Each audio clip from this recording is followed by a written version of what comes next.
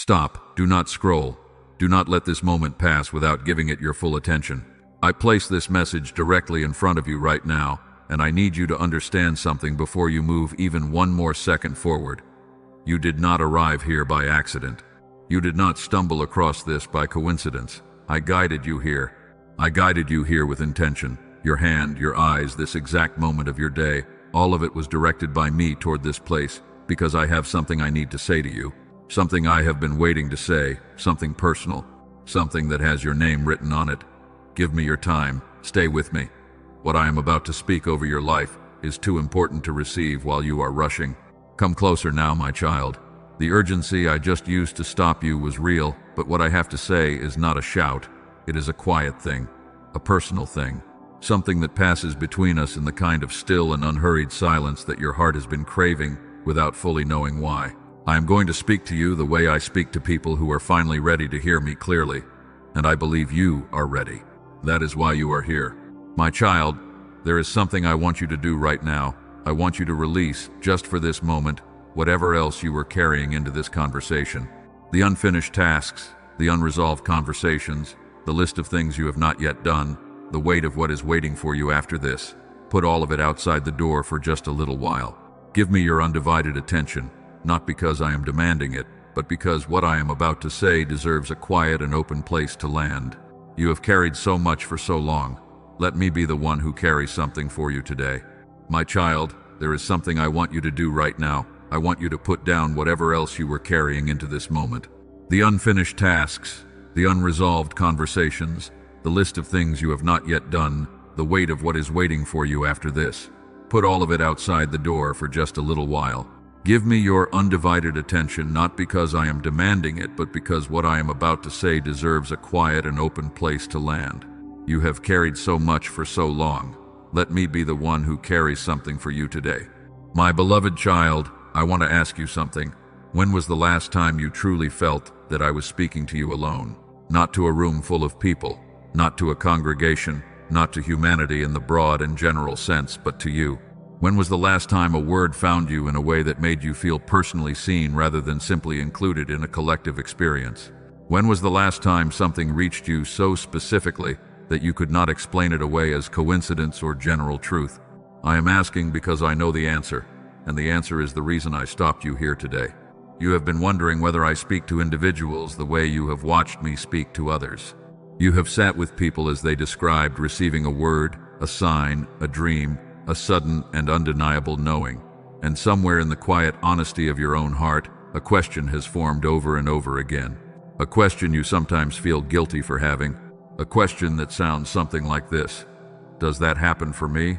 Does he know me the way he seems to know them? Does he have something specific to say to me, or am I simply part of a larger audience that receives the general message while others receive the personal one? My child, I want to answer that question right now, not eventually, now. The answer is yes. Yes, I do have something personal to say to you. Yes, I do see you specifically, and not simply as part of a crowd. Yes, I do know the particular details of your life, the particular weight you carry, the particular prayers you have spoken that have not yet been answered in the way you were hoping for. I know every one of them, and I have not forgotten a single word you have ever brought to me.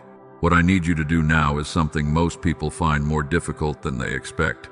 I need you to let yourself believe that this is true, not as a general theological statement about the nature of God.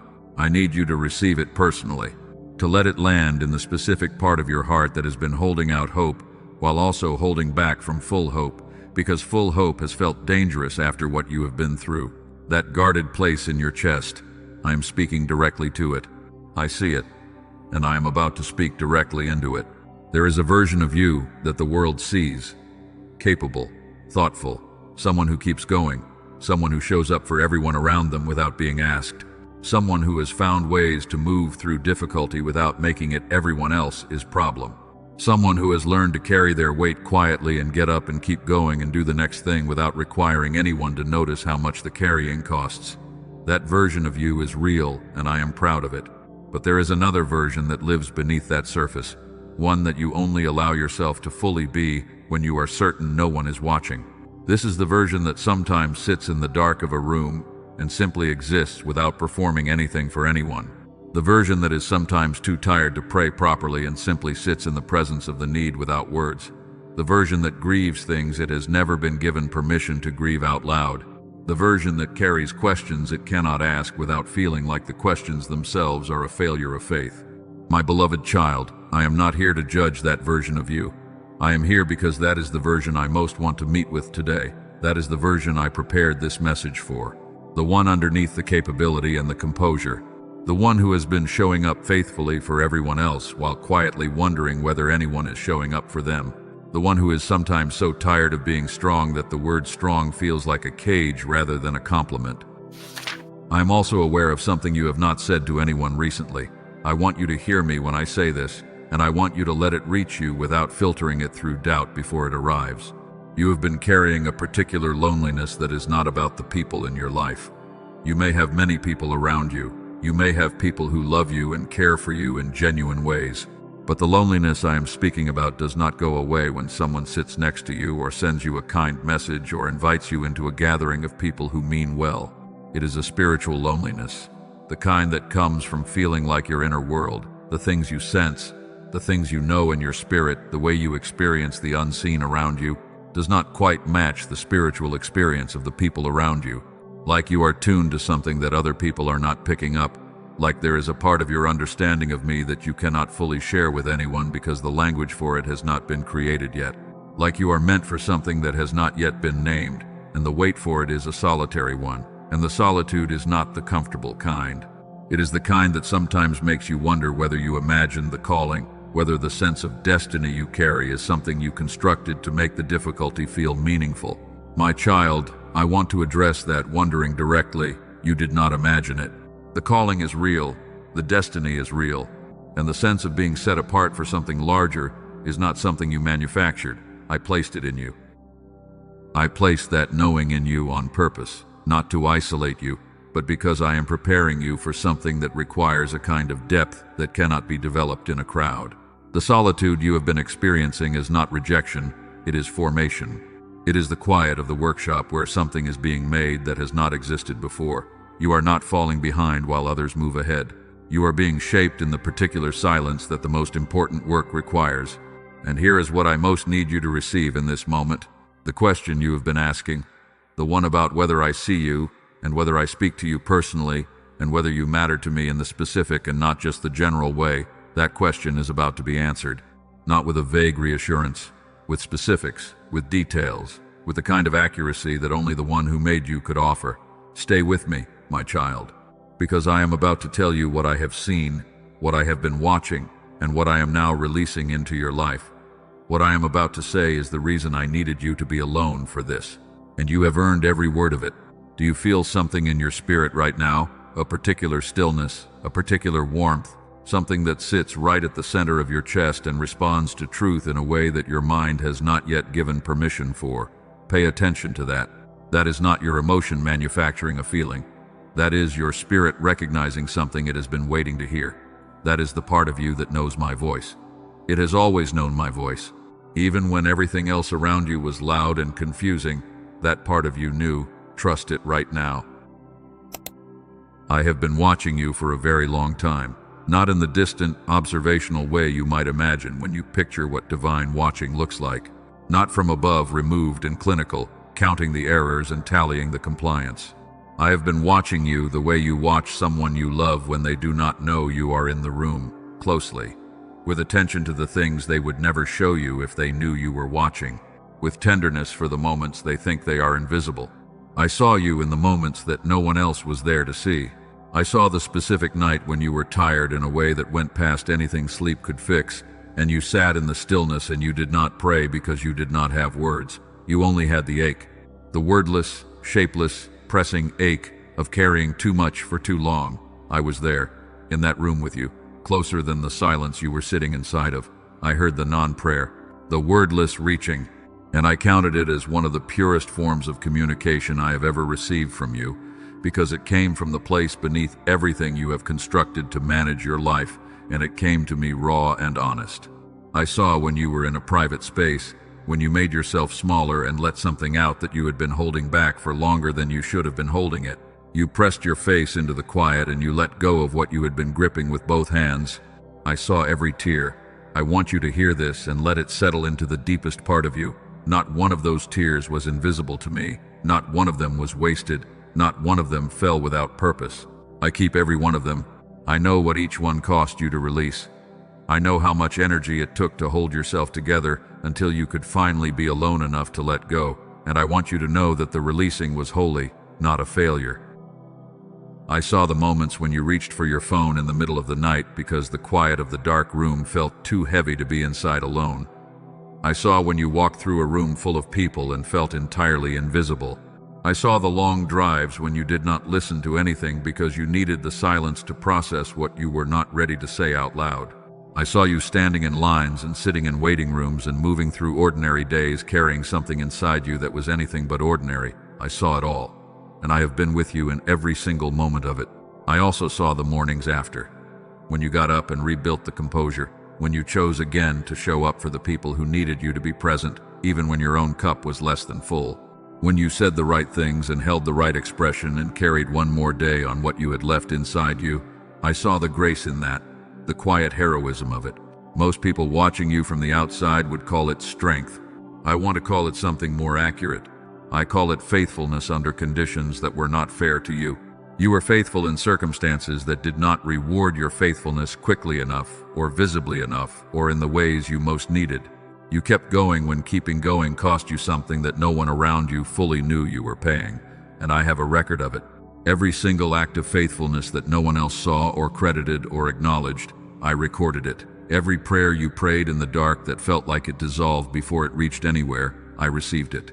Every time you chose to trust me, when trust required something from you and offered nothing immediate in return, I marked it. The accounting is complete, and the weight of it is about to arrive in your life. My child, I want to give you something to hold on to while you receive what I am about to say. There was a woman in a story that has been kept for you through generations, preserved across thousands of years for exactly this kind of moment. She had been in a place where she was needed but not cherished. She had given what was asked of her and received back what was not enough. She had poured herself out into a situation that did not honor what she gave. And eventually she was sent away into the wilderness with almost nothing and with someone entirely dependent on her care. She walked until she could not walk anymore. Then she sat down in the sand and she turned her face away because she could not watch what she feared was coming. She thought she was invisible to everyone who mattered. She thought the wilderness was proof that she had been discarded, that her story was over, that she had walked as far as anyone was going to help her walk. She had no map. She had no plan.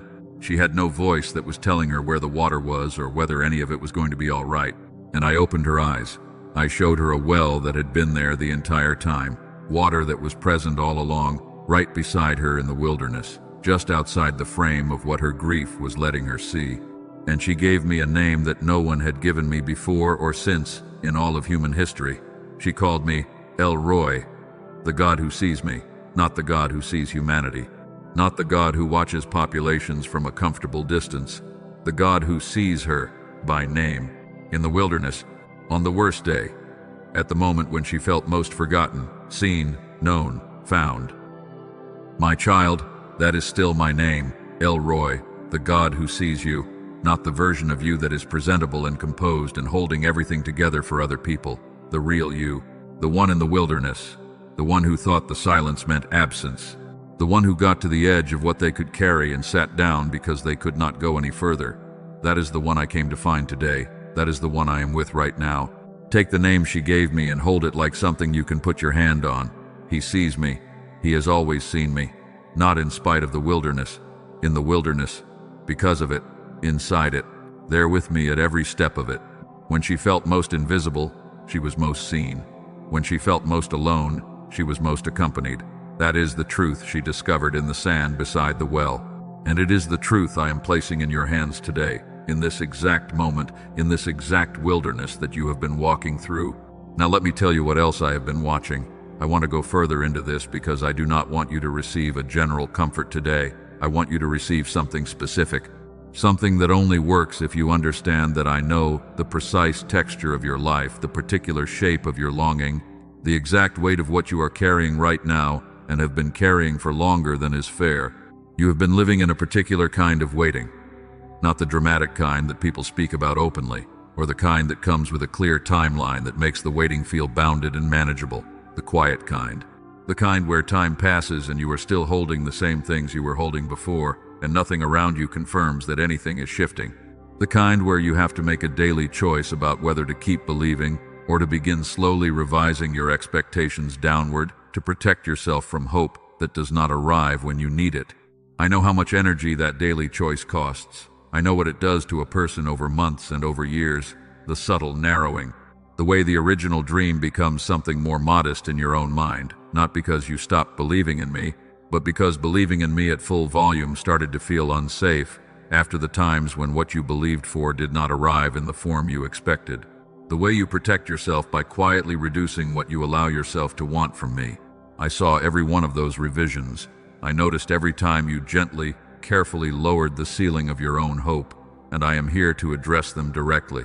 The version of the future you have allowed yourself to hope for is smaller than what I have been preparing. What you settled for as a reasonable expectation given the evidence you have seen so far is not the ceiling of what I am about to pour into your life. You have been looking at the past and drawing conclusions about the future, and I am here to tell you that the past has not shown you the full picture. There is a chapter coming that has not yet been introduced to you. A chapter that has been written and prepared and is now positioned to open. And when it opens, it will make the waiting make sense in a way that nothing else could have accomplished. My child, I need you to stay with me for what I am about to say now. This is the part of this message that I most needed you to be alone to hear, not because it is secret in a way that carries shame, but because it is intimate in the way that intimate things require stillness. What I am about to say requires a heart that is not performing, not managing an impression, not holding itself ready to defend against vulnerability. What I am about to say requires the exact, open, honest, quietly searching heart that you carried to this moment. I see the specific dream you have been afraid to speak out loud, the one that lives in the part of you that you rarely allow anyone access to. Not a vague hope for things to be better in general. The specific vision, the particular thing you were made for that you have not yet stepped fully into, partly because circumstances have not aligned, and partly because there is a voice somewhere in your mind that has been telling you that it is too late, that the window has closed, that the season for that particular thing belonged to a younger or more ready version of you and you missed it somehow. I hear that voice. I know it has been present with you for a long time. I want to address that voice right now, directly and plainly, and I want to be unmistakable. That voice is not mine. That is not how I speak. I do not speak to my children in the language of missed windows and closed seasons, and it is too late now. That is the language of the one who has been working against you, and he has been using your own internal critic as his instrument. The words sound like your own words. They sound like reasonable self-assessment born of experience, but they are not. They are the specific words designed to dismantle the specific calling I placed in you before you were born. And now I am asking you to stop believing them. Not because I want you to be unrealistic, because I want you to stop letting a lie determine the shape of your future. The dream I placed in you is not expired. The calling has not been revoked.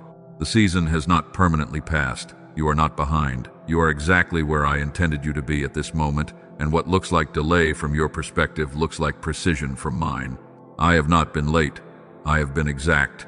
I want to tell you something about the delays you have experienced. The doors that closed when you expected them to open, the prayers that seemed to receive no response, the seasons when everything felt still and nothing seemed to be moving forward no matter how faithfully you kept showing up. I want to tell you what was actually happening during all of those times, because I understand that you have not always known, and the not knowing has been its own form of suffering, sometimes harder than the waiting itself. During every one of those silences, during every one of those closed doors, during every season that felt like nothing was moving, I was working beneath the surface. I was removing things from your path that would have hurt you in ways you could not yet see. I was closing rooms that looked attractive to you from the outside, but that contained things that were not prepared for you and people who were not yet equipped to carry what I was about to place on your life. I was doing the work of preparation that cannot be rushed and cannot be explained ahead of time and can only be understood in hindsight, and the hindsight is coming. Every disappointment I allowed was a protection you could not identify at the time. Every relationship that ended before you wanted it to was me removing something from the road ahead of you because I could see what it would cost you in the next chapter. and I loved you too much to let that cost accumulate. Every opportunity that closed was me saying, not this one, not yet, not here, because what I have built for you requires a different entrance, a different preparation, a foundation that is not yet fully laid, and you are not yet carrying what you would need to be able to hold what was coming.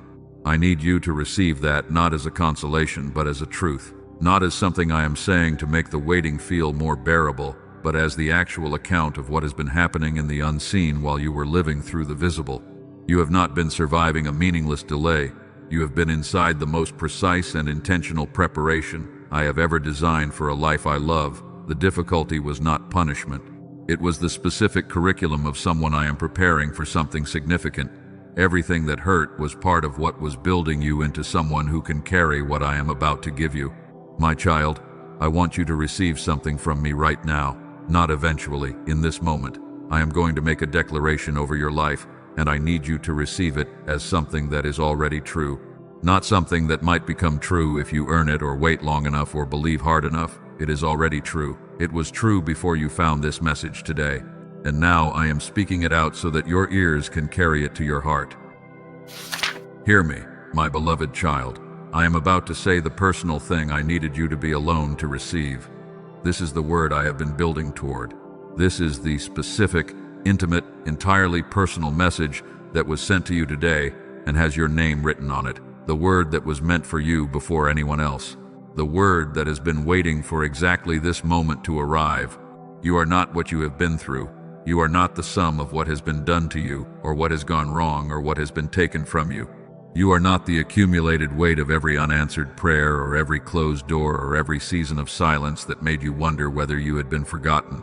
You are the one I chose before the world was formed. You are the one I fashioned with intention and attention and care. You are the one I have been protecting and guiding and watching and whispering to in the spaces between the noise.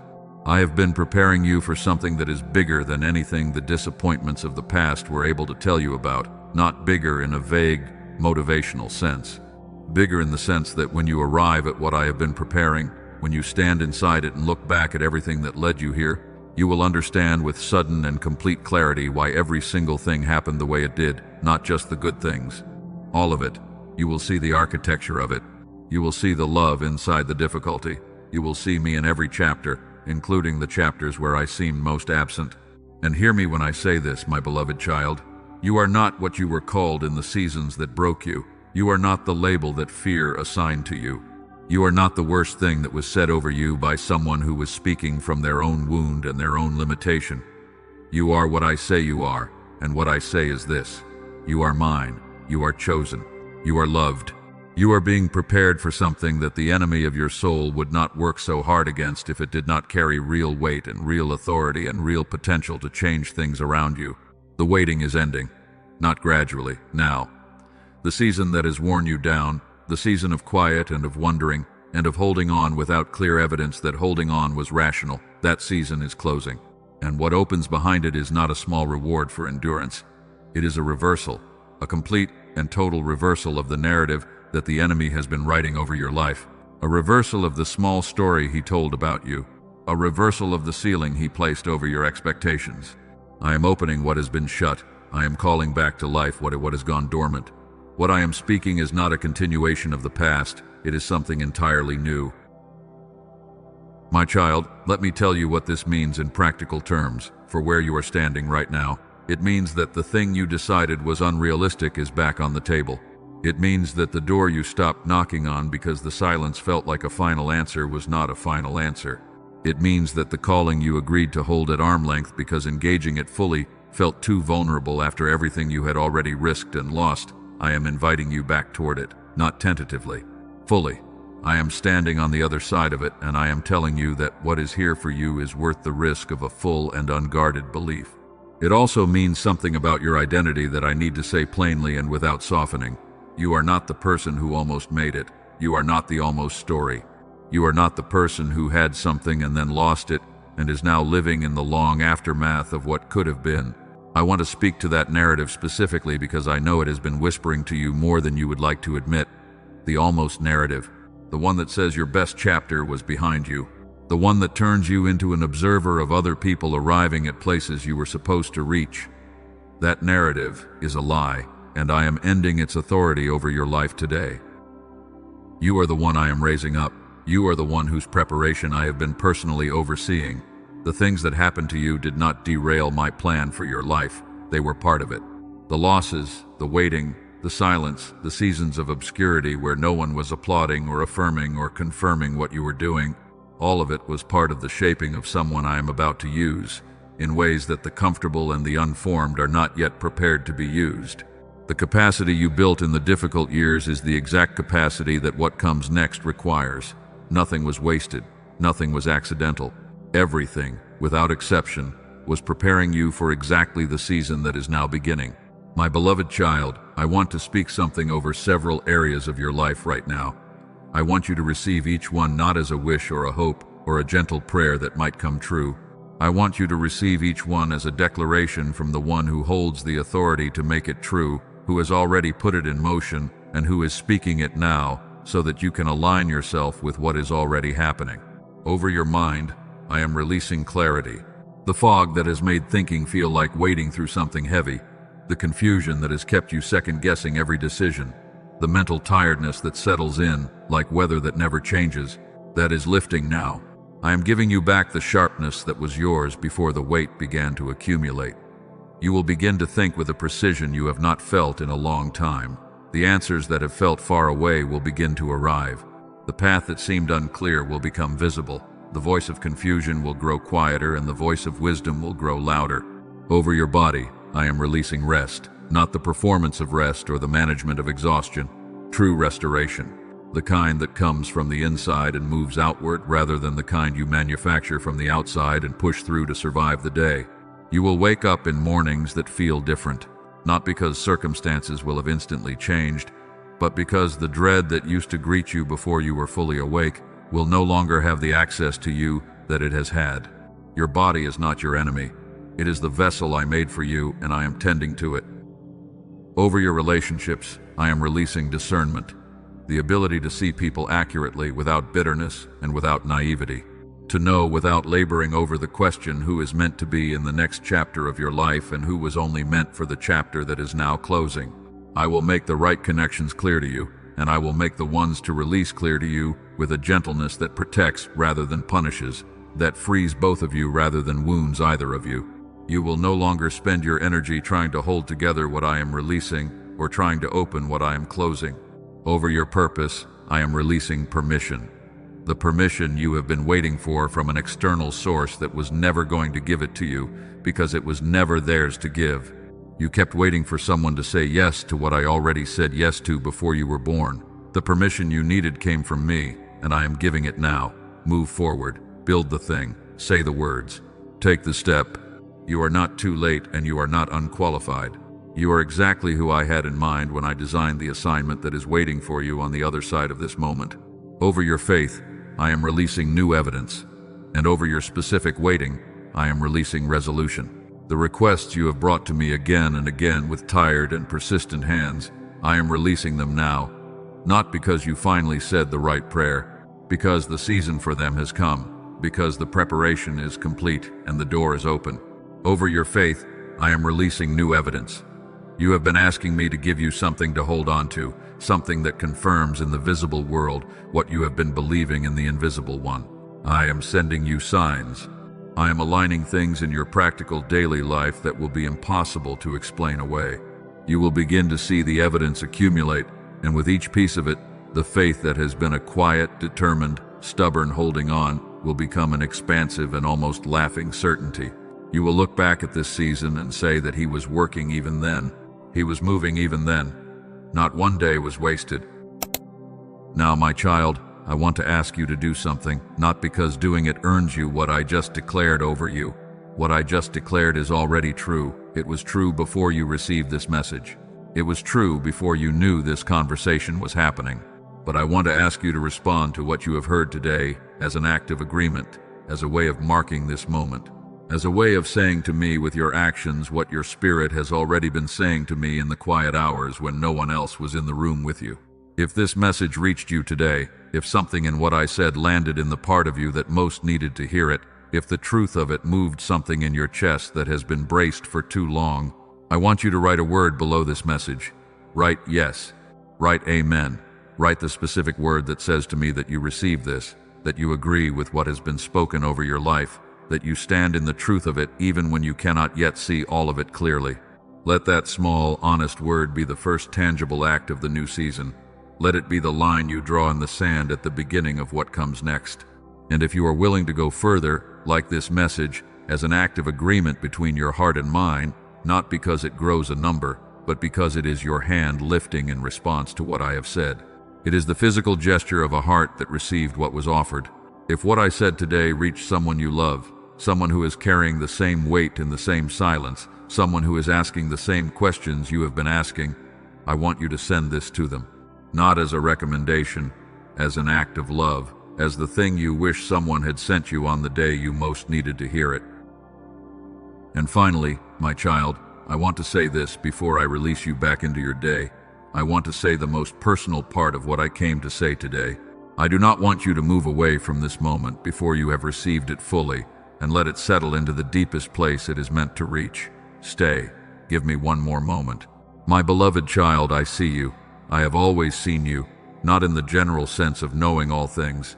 I mean, I see the specific you, the one who gets tired, the one who doubts in the dark and then chooses faith again by morning, the one who has been hurt by things I did not cause but allowed and that I am working even now to redeem into something that carries beauty and purpose and authority, the one who has prayed faithfully without always having the confirmation that the prayers were landing. They were landing. Every one of them landed. Every one of them is being answered. Breathe, my child. Let your mind stop racing. Let your shoulders fall. You do not have to carry the weight of understanding everything right now. You do not have to resolve the remaining unanswered questions or construct a plan for how to take hold of what I am releasing. You only have to receive it. Open your hands. That is all I am asking. Some answers have already arrived and you have not yet recognized them as answers. Some are arriving right now in ways that will only be clear in the weeks ahead. Some are coming behind what you can currently see, and when they arrive, they will make perfect sense of everything that came before, every closed door, every silent season, every moment when you sat alone and wondered whether any of it was real. You will have your answer. The answer is already in motion. And when that recognition comes, I want you to remember this moment. I want you to remember that I told you ahead of time, that before the evidence arrived in the visible world, before you could point to anything concrete that confirmed what I spoke, I came to you and said it first. That is what I do for the ones I love the most. I do not wait until the proof is visible and then say, look, I told you so. I come before the proof. I come in the quiet. I come in the wilderness. I come with the word before the well is visible. I come to the ones who have been faithful enough to receive it. My child, breathe. Let your shoulders drop. Let your mind stop racing for just this moment. You do not have to figure anything out right now. You do not have to resolve the unanswered questions or construct a plan for how to take hold of what I am offering. You only have to receive. That is the one thing being asked of you right now, not to perform, not to earn, not to explain or defend or demonstrate. Just receive. Open your hands and let what I am giving fall into them. You are not lost. You are not forgotten. You are not behind. You are not the person who missed the window. You are not carrying proof that I have abandoned you, because I have not and I will not and I am not capable of it. You are the one I spoke over before you were born. You are the one I designed with attention and care and purpose that has not changed and will not change regardless of what you have done or not done or been through or failed to complete. You are the one I stopped in the middle of today to have this conversation with, because I needed you to know that what I have for you is personal and it is specific and it is coming and you were made for it. Go forward now, my child, not in the old way, not carrying what I just lifted from you. Go forward in the knowledge that you are seen, that you are known, that you are loved with a love that does not fluctuate with your performance or your feelings or the quantity of your faith on any given morning. Go forward knowing that the word I spoke over you today is already in motion. The season is shifting. What was closed is opening. What was dormant is waking. What was lost is being returned. The harvest of every faithful year is now beginning to arrive, and I am walking with you into every step of what comes next, as I have walked with you in every step of what came before, seen and unseen, spoken and silent, in the wilderness and on the mountain, in the dark and in the morning. I am with you. I have always been with you. You are the one I see. and I am the God who sees you. That has never changed. It will never change. And every word I spoke today carries the weight of that unchanging truth behind it. Go now, my child, loved, seen, known, called, ready. And when the noise returns, as it will, and when the doubt attempts to revisit what was spoken in this quiet place, I want you to remember one thing. I was here. I stopped you. I said your name. I spoke your future. That is not a thing that evaporates when the moment ends. It is a thing that moves forward with you, working in the unseen, operating on your behalf, aligning what needs to be aligned, moving what needs to be moved, until everything I spoke today is visible to anyone who looks.